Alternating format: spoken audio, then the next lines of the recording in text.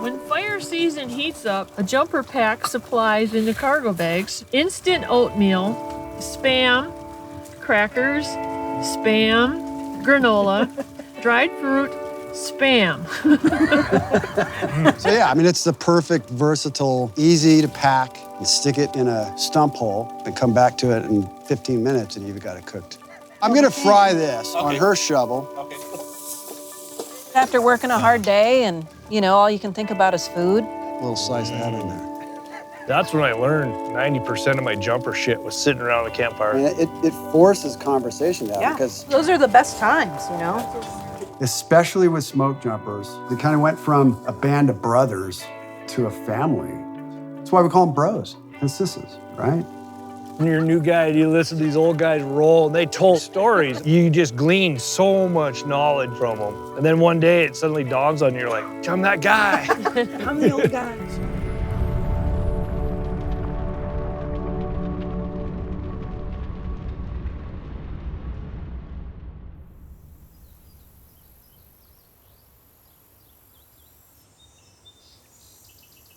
The first time I met Ken Perry was long after his incident. It was a Saturday, and there was a smoke jumper malfunction. And the jumper, a friend, basically had no parachute canopy. He fell all the way to the ground. We just kind of fanned out. Everybody just went looking for him. And in the process of that, I twisted my back and blew out 2 discs, I believe that it was. But that didn't drop me. I was able to continue the rescue attempt. And so I was the first guy to get to him. Dealing with a fatality face to face, that was very, very emotionally difficult. He'd just gotten married. Later on, you know, once the adrenaline wore off is when the pain started. But that certainly ended my jumping career.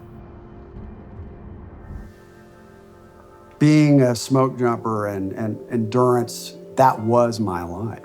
And it does stick in your head. What do I do with my life? And it's tough. It really is kind of tough. But I could run.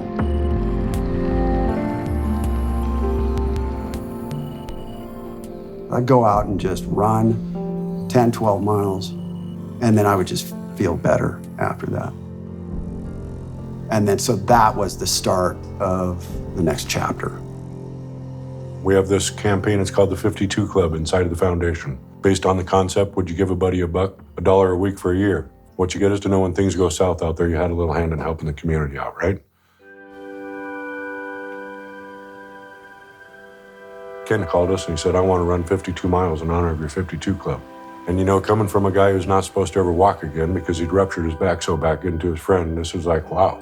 I mean, this is more than just a fundraiser. There's some heart behind this. In the perfect world, we wouldn't need a Wildland Firefighter Foundation or any kind of a welfare fund, but we do. I'm gonna keep doing this. I might as well try to use it to do a little bit of good. It was way bigger than anybody expected. We had people that ran with me. We get down to Santa Clarita, and all of a sudden now LA County Fire Department is running traffic for us with fire engines, with lights and sirens and stuff. It was wild. The public is pulling over asking what's going on and actually donating during the run. And as it turns out, we ended up raising, I think, somewhere close to $80,000 on that first run. The following year, I get a call. It was Ken Perry. He's like, hey. Let's double it. I fell back in my chair and you know, who am I to stop you, but you're out of your mind.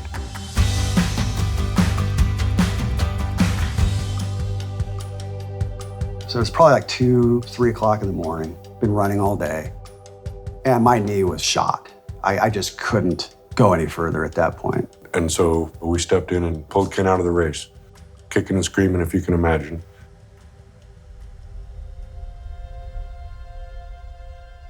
The thought process that I had when we started this running thing was I was only going to do it once. And my whole idea behind that was that this would motivate or get people thinking about what they could do. But I failed. Why did this happen? I was bummed, but some of the other firefighters there, they just said, dude, we'll finish it for you. I took a knee for a while and then got back on the road with him. And as we were coming towards the finish line with all the fire engines and all that stuff set up, they started kind of pushing me forward. And I was like, negative, man, we're finishing this together. That in and of itself is the whole idea of the Wildland Firefighter Foundation, is firefighters helping firefighters. And that's where it showed, was right then. The foundation's been involved with 29 fatalities already this year. The more tragedies we're seeing is that you want to make sure that you're telling a guy, I care about you, before you get off the phone, because you might never talk to him again. And I still do it. Every time I talk to one of my buddies, I go, hey man, I love you. Heart emojis. Seriously, you get heart emojis sometimes. You know, you could call. You don't have to send me a heart emoji. But yeah, it's there. It's kind of cool.